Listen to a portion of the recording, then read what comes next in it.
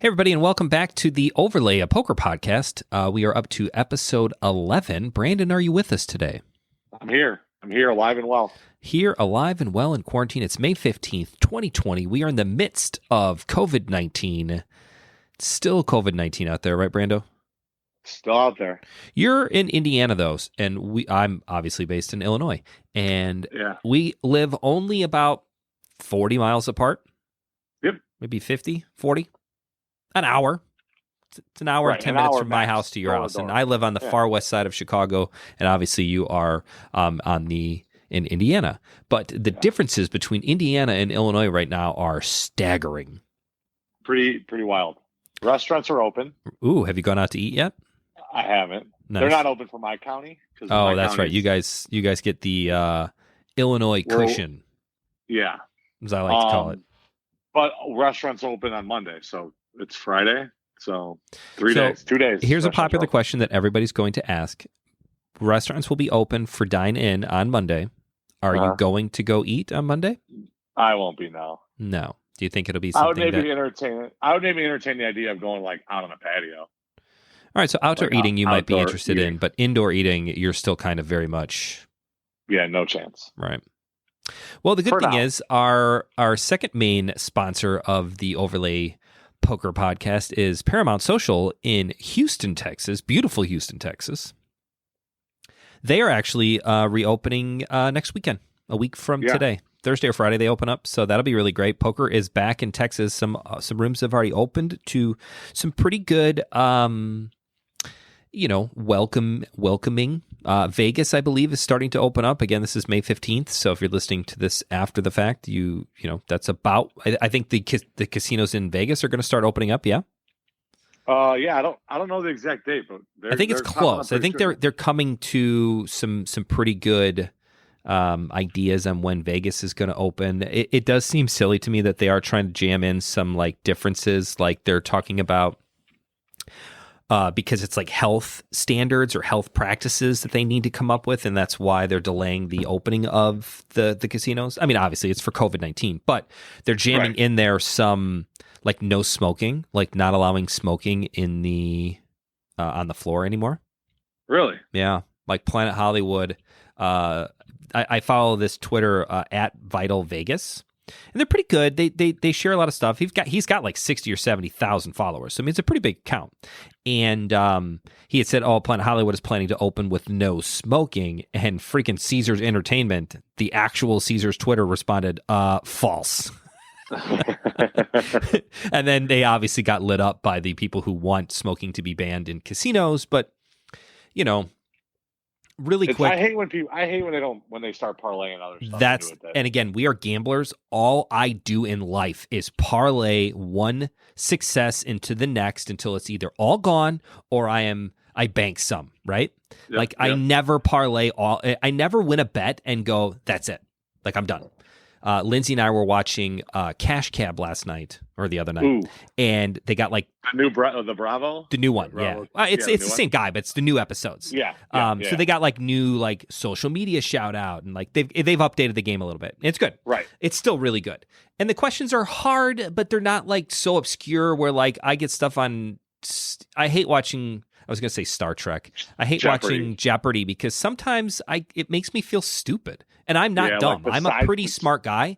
But if you get me like mid-century artists from... you're drawn dead. I got nothing. I don't know anything about that. But anyways, back to Cash Cab. They get down to the end and it's like these four, it's like three guys and a girl, and they're like, they get to their destination, they get the last question right, and they're up to like $1,250. And the guy's like, all right, you know what time it is. You could walk now and take your $1,250, or you can risk it all and double your money. And of course, I'm like, double. And Lindsay's like, no way. And of course, obviously the people in the show, they took the $1,250. And I was like, that's like $300 each. Like, I'm not into that. Like, I will happily risk my $300 and try to double it up. And then we got into a very philosophical questioning of at what point, how much money would it take for me to no longer want to do the double up? And I was like, wow. Her number was obviously far, far lower, but she's not a gambler. She doesn't have the gambler's degeneracy of I need another fix. I want another bet. Plus, she probably understands like the money at like face value and like how much she could spend at Target with that, or groceries, or bills. Right. Or like a gambler is just gonna be like a Chanel purse costs $1,500. $1,500, right? You're giving away a Chanel purse. No, it's $1,200. Like it's not, I get it. It's a weird conversation. But anyways, to the topic at hand, 5-minute rant is good enough for today. So thank you for listening. If you only listen to the first 5 minutes to wrap up our 5-minute episode, 1, Vegas might be open. 2, Indiana is far better than Illinois in reopening so far, but Brandon is still not going out to dinner. And Texas is even more than Indiana. Texas makes Indiana look like Illinois. Correct. And Texas they're open. They're ready to go. So we'll see. And I don't say that as a we'll see, see who's right. I really don't want it to be about who's right or who's wrong. I really hope the experts and the people, the naysayers, are wrong, because it's going to be, I don't know what's going to happen if we have to go back to quarantine and we're at day 61 today and Illinois is going to get to at least day 100. I did the math last night. Like yesterday was exactly like 400. God. Please don't let it be 400. It'll be at least 100 days. So I'm going to get to vlog 100 of no days of poker. Wow. Yeah. So you got 39 more episodes to come up with. Yes. Well, 40, including today. I haven't done today's episode yet. I'm running out of shit to say. If you need a consultant here, I could maybe help. I charge a little bit. I think this is a blast out to everyone out on our podcast that listens, because we do get a lot of people, and I'm talking about from all over the place. Texas, Chicago, Indiana, Midwest, all the way down to Australia, to our 2 listeners out there. And thank you very much to our 2 listeners in Australia. This is a shout out to Hans and Gretel. I don't know who they are. Is Hans even? That's more German. I really made a mess of this, but wow, that's terrible. Yeah. I don't know any Australian names. No. Crocodile Dundee and the other guy. Yeah. The guy who died? Yeah, I can't think of his name. Steve Irwin. All right, so if the Irwin family and the Crocodile Dundee guys watching or listening, give us a shout out. We'd like some interesting ideas on kind of what's going on and what you're doing. So we need some help with the vlog and the podcast in general. So let us know, if you got ideas on what the show is. We actually have a special guest coming up maybe next week, or at least in the next 2 weeks. It's VP Pat. You guys will get Pat the Knit is going to be on the show soon. All right, into our actual episode, I promise. Today we're going to talk about the bubble in tournaments, the tournament bubble. That is a great tournament bubble sound. Was that pretty good? I just improvised that. Yeah. Hey, do you know that sound that Gary Vee makes that opens his signature logo? Like that's him actually making like a noise, and he did it like 27 times to get like the right sound that he wanted. And he talks about like having like a sound logo. So we'll have to work on that next. We don't have one yet, but maybe someday soon. Wow, we should work on that. Dude, it's gross, right? That guy's got some next level ideas. All right, speaking of next level ideas, let's talk about the tournament bubble. Brandon, give us a rundown of, because I think people use the term the bubble very loosely, and I want to get your information of what you, a semi-professional poker player, or at least a professional poker player's mindset, what is the actual definition of the bubble in a tournament? I mean, the actual bubble is when the tournament goes from regular play to hand for hand because they're about to be into the money. Like probably, I don't know if the definition actually varies depending on how many people are in the tournament. Mm-hmm. Like is the World Series on the bubble when they're 3 spots away from the money because there's so many tables? I'm not really sure. Like it's basically the spot before the money. Meaning now that might be scaled. If 37 people are going to get paid. Let's take a very simplified version. If there's 300 people in the tournament and 30 people are getting paid, there's 31 people left around the bubble. I mean, 32 people left. You're on what some people would call the bubble, right? But they're gonna play. They're not gonna play hand for hand until there's 31 people. Your definition of the bubble is when the tournament director stops play in the sense of where you're going hand for hand, which again is part of the strategies of what people have done. This is like a tournament director's implementation of trying to hold the integrity of the game. Yes. And we'll get into that in a second of what we're talking about there. But the actual definition of the bubble is if there are 30 players being paid out and we are at 31 players in the tournament, the next person to get knocked out is going to be the last person knocked out before everyone else is into the money. Yes. So the money bubble bursts. take that into effect, most people think of the money bubble is really more like when you're at like going with our 100-person tournament down to 30 people and top 30 are getting paid, which would be a huge payout. But anyways, most people start thinking about the bubble when they're at like 5 spots from the money or 6 spots from the money. 36. I would say like 10 to 20% of whatever the actual number of players that are going to get paid out. That is when people start going. So like if 30 players are getting paid out, when you're at like 33 to like 36, people are definitely changing gears and thinking differently because the bubble is on the horizon. Yes. So that's a good point. People will start changing their strategies around because the money's coming 36, 37, 35 in that area, whereas like the actual definition of the bubble is when you're on 31. One person. But like people will start changing the gears for their bubble play, and I'm air quoting even though you guys can't see. No. The bubble play will start, at 35, 36. Yeah, because theoretically, I remember when was it February or January? February. At the WSOP here at the Horseshoe Hammond, when we got down to the bubble, like we were very close to the bubble. I hadn't even paid any attention to it, and I was a pretty like middle stack. I wouldn't say like a decent size stack, nothing crazy. I wasn't in panic mode, and I certainly didn't have a big stack to play with. But I mean, you could start to see the buzz a little bit of players starting to check the number of players left in the tournament when they would hear a player down or a seat open. How the air changes. The tournament, there's a definite like phase when you start getting close to that bubble where people really start to move. And what we want to talk about is what are the strategies, the pros and cons of how you should play at the bubble when the bubble's coming. Both kind of pre-bubble, bubble, and then hand-for-hand play. You're the pro here. I'm just the color commentator. I'm just the Norman Chad. You got to be the I got you. Lon McCarron. Yeah, I mean, there's tons of different strategies. So you're going to start with let's just start with the big stack, right? Because that's right. the most fun part. Yeah, you've played great the whole tournament. You've got a big fat stack. You're one of the top 70, 80, top 10% big stacks. lines. Right. Yeah, you got nobody at your table has you covered. This is the dream spot. You're the chip leader at your table. Right. Go ahead. Which is key because nobody can knock you out. Right. You have the ability to knock everybody out, and nobody has. What's our favorite Maria Ho quote that you build a stack so that you can lose pots later in a tournament and still be okay?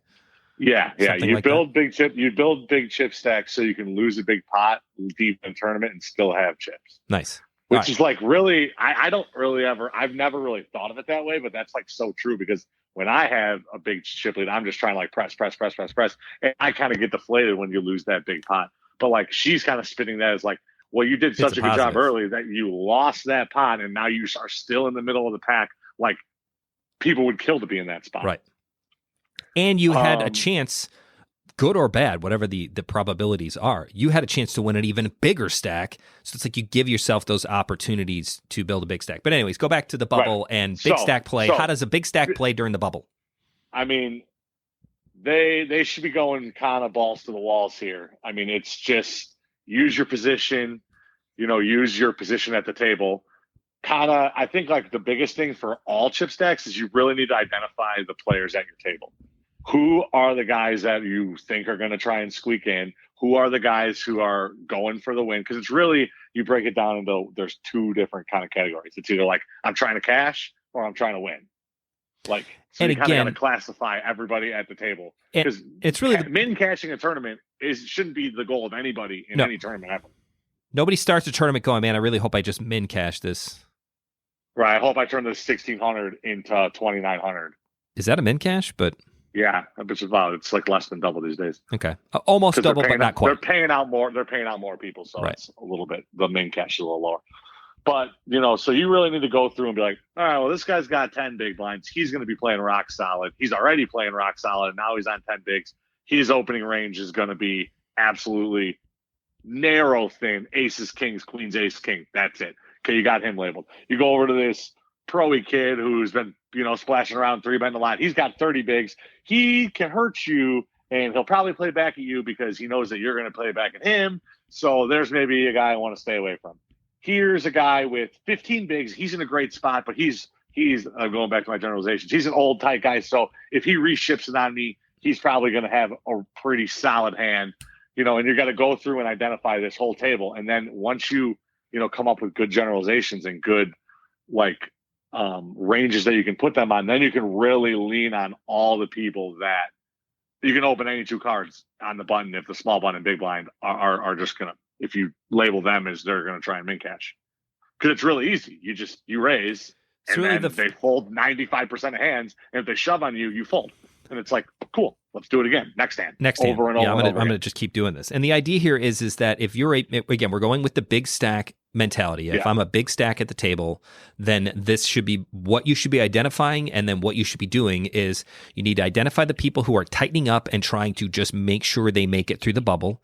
And then you can apply pressure on those people because, again, they can't knock you out. You've got a huge chip stack and they're going to tighten up their play significantly. So anytime you're going to get 3-bet by them, you need to be very careful of what you're playing, because if you don't have a big enough hand, you can put them on a very narrow range. And then on the same side, do you ever see like two big stacks going at it at the bubble? Or is it like, I opened first, so I'm going to let he kind of takes over for that hand? Yeah, that's the spot you kind of got to tiptoe around, because those guys have the most to lose by far.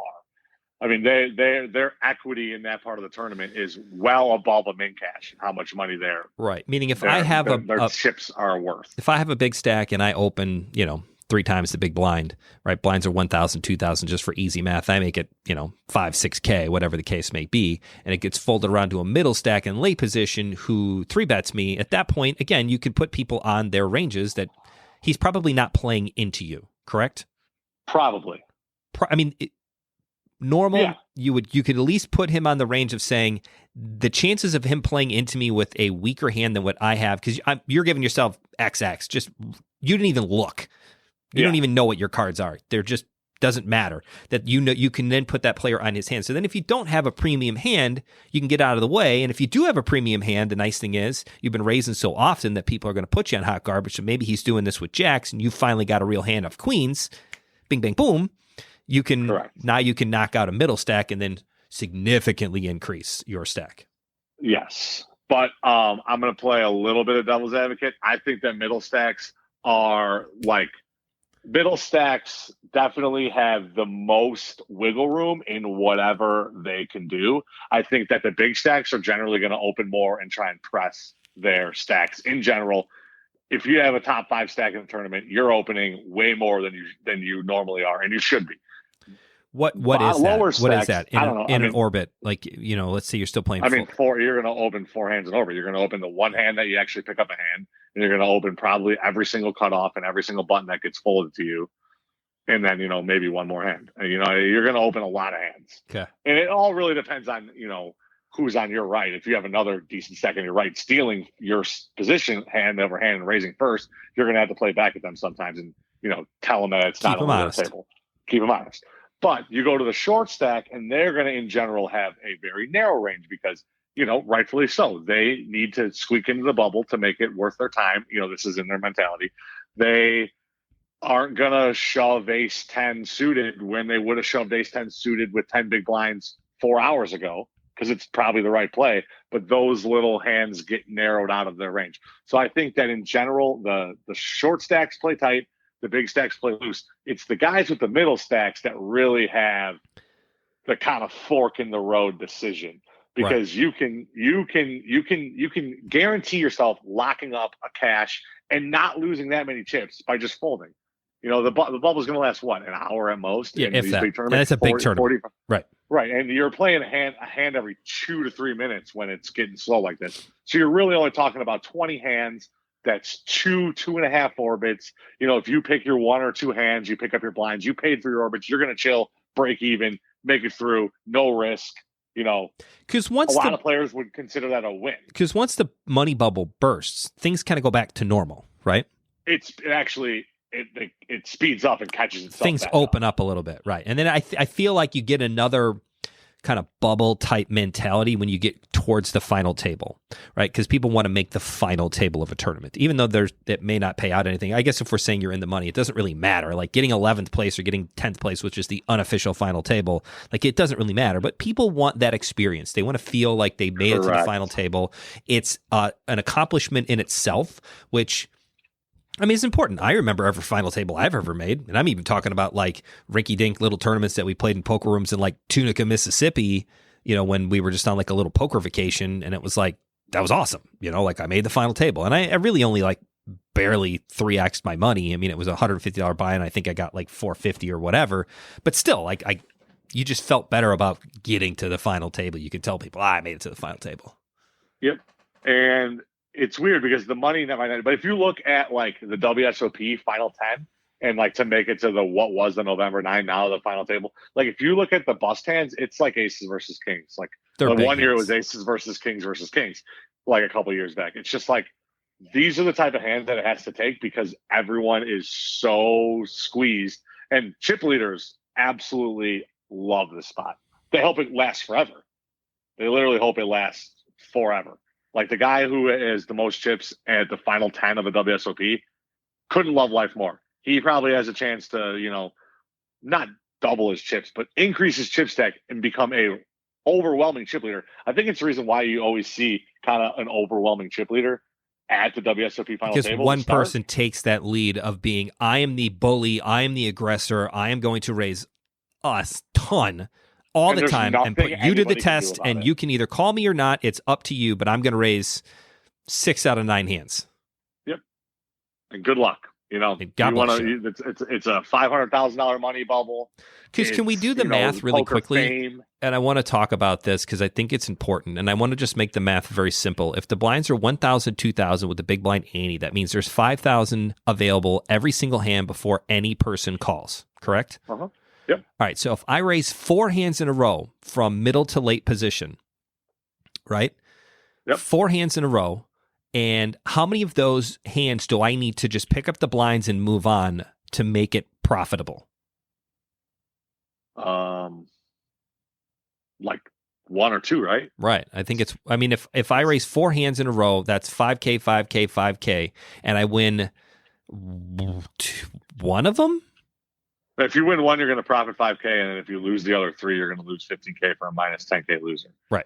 So if you win 2 of the 4, you break even, and like that's on the everybody folds to you plan. Now the other plan is that you raise, you get 1 caller, the flop comes out 6, 8, deuce. You lead out again, and he folds. Now you're talking about 15K in the pot that you just scooped up. Now it's one time that you need to get this play through to make it a profitable play.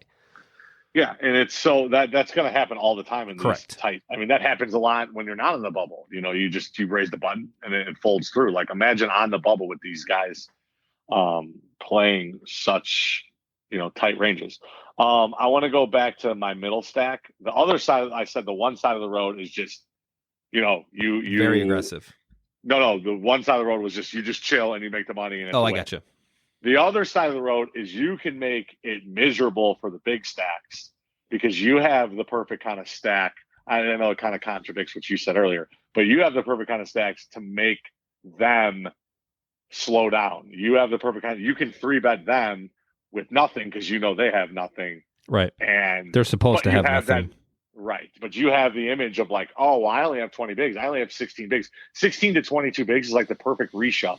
You can be reshoving on them way lighter than you normally would, and they got to fold a ton because A, it's a lot of chips for them, and B, you're supposed to have a tighter range, so you can just look down at the 7-6 of hearts and be like, I'm all in, and the guy's gonna be like, man, I got ace jack here. I actually picked up a hand, and this would be like the big stack actually picking up a hand at ace jack, and he's like, man, I guess still I'm probably he could still fold that too, Yeah, that's what I'm saying. He's like, oh, I'm probably just going to fold ace jack here. And that's like the guy's getting towards the top of the guy's opening range when he's opening 60% of hands. If he's opening 9-5 suited because, he's the big stack and it's on the bubble, clearly ace jack is going to be up there in his range. And if you can make hands like ace jack fold, that means you can make all those other hands below him fold, which puts you in a spot to exploit him. So the middle stack, they're just kind of, the middle stack, I would say, is the hardest to play because you kind of have to pick a side.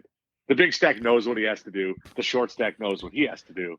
The middle stack. That's interesting because the middle stack, you don't really know what you have to do. You need to pick a lane and then stick to it. Yeah.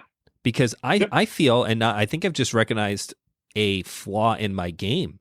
I find that I go wishy-washy. If I'm a middle stack, which is probably where I normally am, if I know how to play a short stack, at least in my mind. I'm comfortable playing a short stack. I am very uncomfortable playing a big stack, and I'm moderately comfortable on like the middle of the road guys, right? Like nobody's going to consider me a huge threat, but I'm also not a short stack. But I find that when I'm in the bubble, I go back and forth. Sometimes I'm playing aggressively, and sometimes I'm playing timid.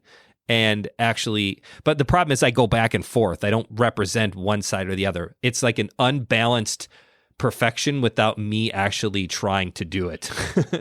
Right. Now, the thing is that sometimes you end up trying to be the big stack. You muscle around that chip leader, and then you 3-bet him twice, and he 4-bet you both times, and then you just crawl into your hold and fold. And now you've moved from a middle stack to a lower stack where you go to the lower stack strategy, and vice versa. You 3-bet the big stack twice. He folds both times. You open your button. You open your cutoff. Folds around. Well, now you're kind of a big stack, and you kind of adapt.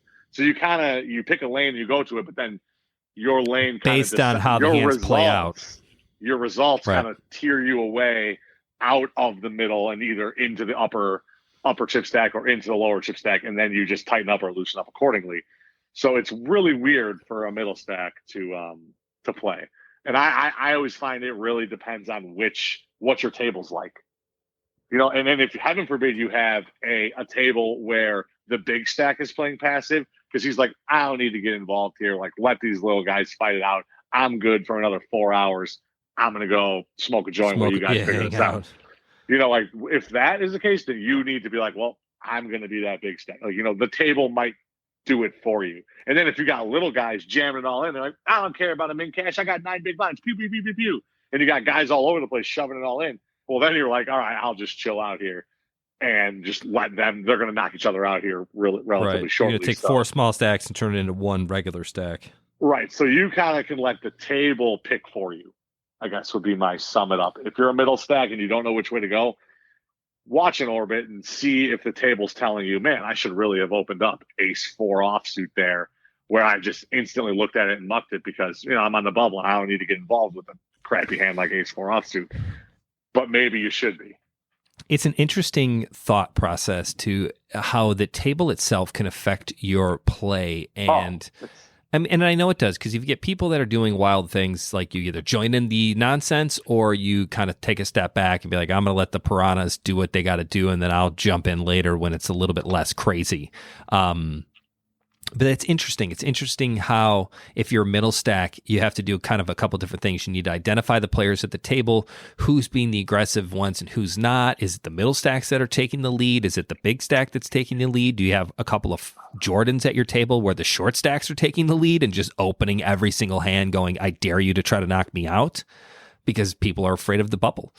I think most people play afraid of the bubble. And I guess just the biggest, maybe point is that you'd rather be on the aggressive side for the bubble than the timid side, right? Embrace the bubble. Don't be scared. Use it as a spot to like try and win the tournament. Like I don't mean win the tournament. I mean like set yourself up for people make incredible like strides in this hour of the bubble where a guy will have 200,000 in chips at the blinds of 10,000, 20,000 and have 10 bigs and then end up with like 900,000 at the end of the bubble. And, it's just like, he picks up a hand, he doubles up and he plays a little aggressive and he leans on some short stacks and then he 3-bets a big stack. And then like all of a sudden he just went from like, man, I'm not really sure if I'm going to cash this tournament to like, holy smokes. I'm going to super cash I'm looking this tournament. I'm looking at the final table. Right. So another thing I think we need to brush on is I think my threshold for like just holding on for dear life is like 5 bigs, 4 bigs. If you got 4 bigs, you really you don't have much more equity than a min cash anyways. So at that point, you might just throw in the white flag, blind it down, and just hope to squeak into a min cash, and then you're all in the next hand blind. Like I think 5 big blinds is kind of where I'm throwing in the white flag. Kind of depends on the min cash. At that point, you're embracing the stall at that point. But that's you're not going to play unless you have aces or kings, ace king maybe, and that's it. Like top 3, top 4 hands. You're just going to hold on for dear life, and you're basically just going to fold everything and pray that there's a cooler, somebody else gets knocked out, somebody loses a race, you're just going to pray. And if not, you're going to go all in on your blind when you have one big blind and hopefully double it up and survive another orbit. You're embracing the fact that I'm not going to win this tournament 99 out of 100 times. Even more, 999 out of 1,000 times. I'm not going to win, so at least I can go home with double my money here. Right. So you're kind of just you're in for the ride, and let people steal your blinds. Let them go. You got 4 bigs. I'm just going to hold on here. We never really talked about hand for hand, and the reason why they do hand for hand. It's so people can't stall. Correct. It's because if there's no hand for hand, then why wouldn't every single short stack have somebody call the clock on them and wait a whole minute while the other 9 or 10 tables are playing out their hands? Like, it just makes for terrible poker. Yes. So people can still stall before the bubble, before they go hand for hand. You see a little bit of people stalling. You see the guys that are. You just see people slow down.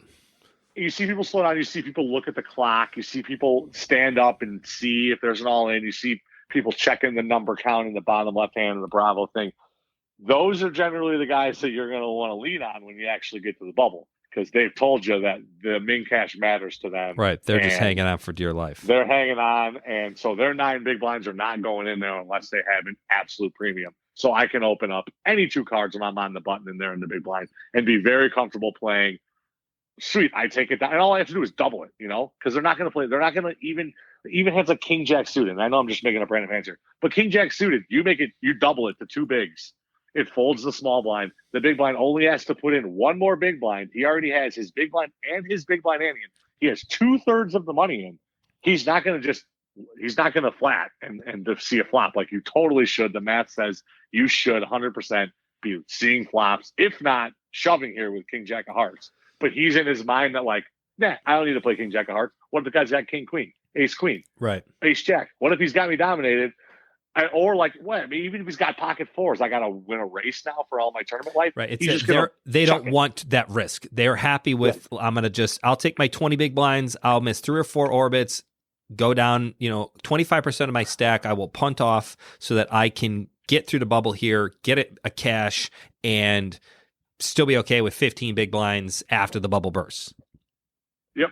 And those are the guys that if 5 or 6 of those guys lose 5 big blinds and they're happy with their 15 big blind stack, well, now the 50 big blind chip leader just increased it from 50 to 75 because he took 5 big blinds from all those guys that are completely content giving you those 5 And in all honesty, if you ask them, guys, we'll just go to we'll all be in the money. You guys just each give me 25% of your chip stack. And they'd probably go, okay, yeah, I'll do that. Right.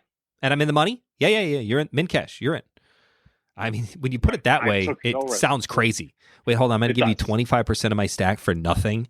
And then we're just going to up the blinds and then go to the next level like that. And everybody's in the money. Like, it seems silly when you explain it like that. It does seem silly, but it seems it's the way it goes. That's kind of how easy it is for the big stacks.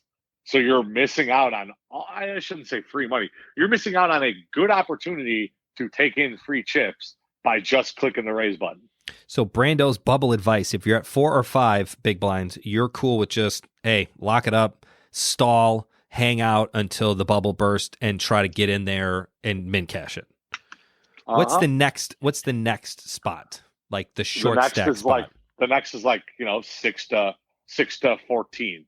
6 to 14 is a weird range where like you really do need to find. You're looking for a spot to double up because if you double up, you are now in a good position to advance deep in the tournament. So you're no longer looking. Yeah, at 6 to 12 big blinds, you're not looking to min cash. You're still looking to find a double up spot and using the bubble to like try and find a good double up spot. Like, oh man, this chip leader's opened 9 hands in a row.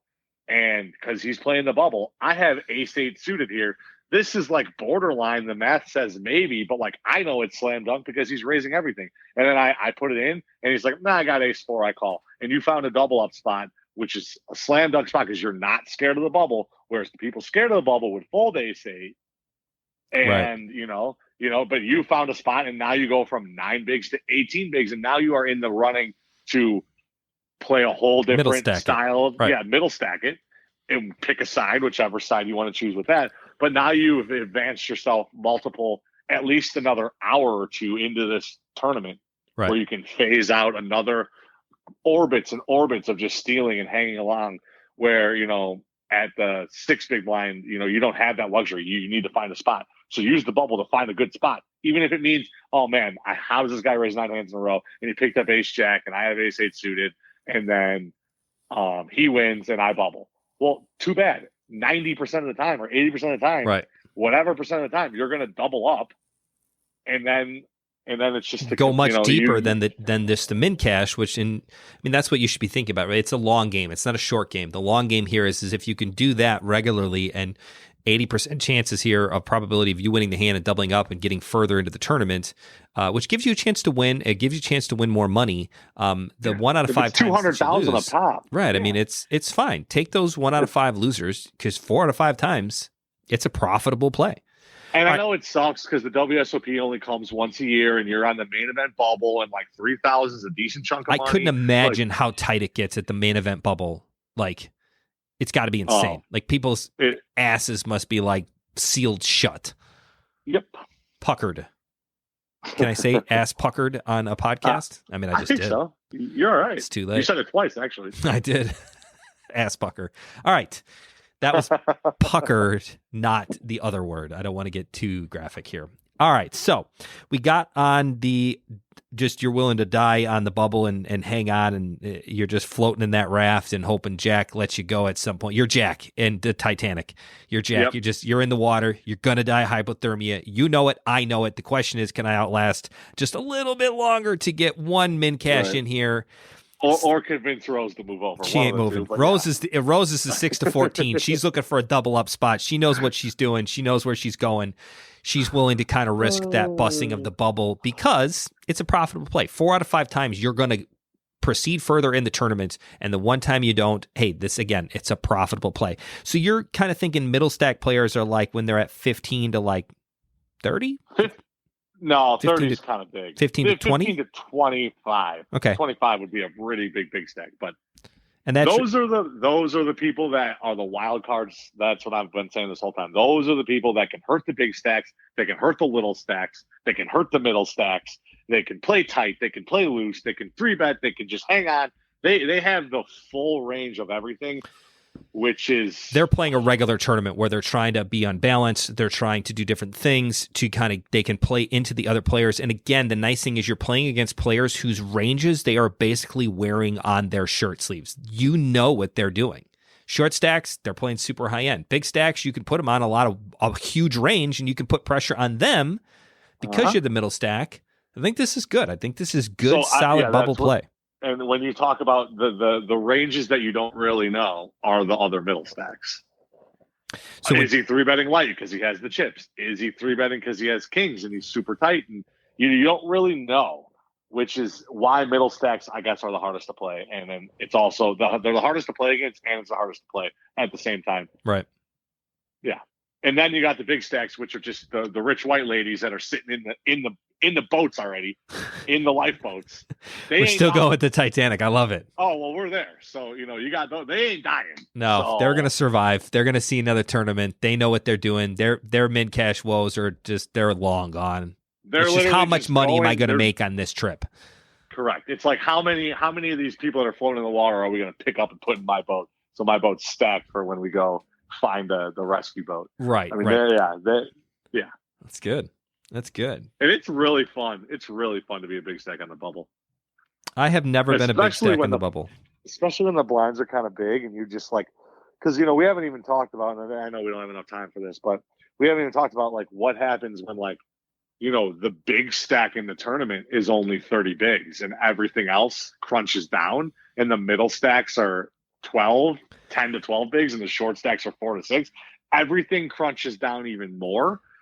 And then you can even put more pressure on these guys because now you're like increasing your stack from 20 to 28 bigs is like absolutely massive. And it's so easy to do. In proportion to what's out there. Yeah. In relative terms of how many big blinds are in play. I think you have the ability to just I think that goes into another episode where it's like final table play, right? Because when you're at the end of the tournament, this is not really bubble play. This is more like, I mean, it rears its head. Like we see some similarities, but I think that's more like final table play and what to do there and how things are going, because then you're talking about laddering up versus and I think it's a bubble every single correct page on not the bubble. right. Everybody's looking at like jockeying for position, and you can tell the players that are playing for third place money when there's 6 people left, and you can tell the people that are playing for first place money when there are 6 people left, and then you can see the guys that are hanging on for dear life to hope to get one ladder up to get 5th place money. And it's very interesting to see the dynamics of how that goes.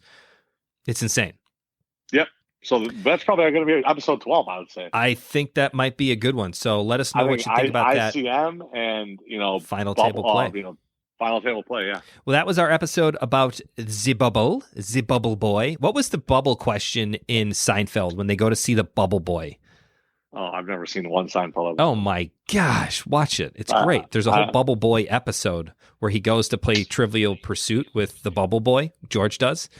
Okay. And the question is like the Moors, and it's misspelled on the card as the Moops. And George's like, no. And the kid's like, it's the Moors. And he goes, oh, I'm sorry. It's the Moops. He's like, it's not Moops, you idiot. It's Moors. It's very funny. You might have had to have been there. Anyways, that's our Seinfeld trip for the second. I did pretty good. Yeah. The guy's got a good, fun voice, too, that does the Bubble Boy, because you never actually see him. He's like off camera. Anyways, that's going to do it for episode 11. Thank you for listening. Again, please subscribe to wherever you are listening to this podcast. Anything that you're listening on currently, there should be a spot that you can hit subscribe. It really helps us. Also, please leave a review and a 5-star rating. If you can't leave a 5-star... We said we were going to do this at the beginning. I'm mixing it up. Okay. We're doing different Keep times. Going. 5-star ratings. I like that. 5-star ratings. 5-star rating. Yeah, leave a 5-star rating. If you can't, then mail us the reasons why you don't. Anybody on a $100 bill? Yeah, $100 bill. Write it on there, and I will read every single one of them several times over, and we will take those suggestions absolutely to heart. Other than that, Brando, did you come up with a better tagline? No. Brando's Bubble Play. Can I name the episode that? Brando's Bubble Play. I like it. That's not bad. Sounds like some kind of weird thing that you look up on a website that you shouldn't be on, that you don't want anybody else to see, but right, it is Brando's what it is. Bubble Play. Yeah, Brando's Bubble Play. That's it. That's going to do it for episode 11. Thanks for listening. We will see you next time. Bye, everybody.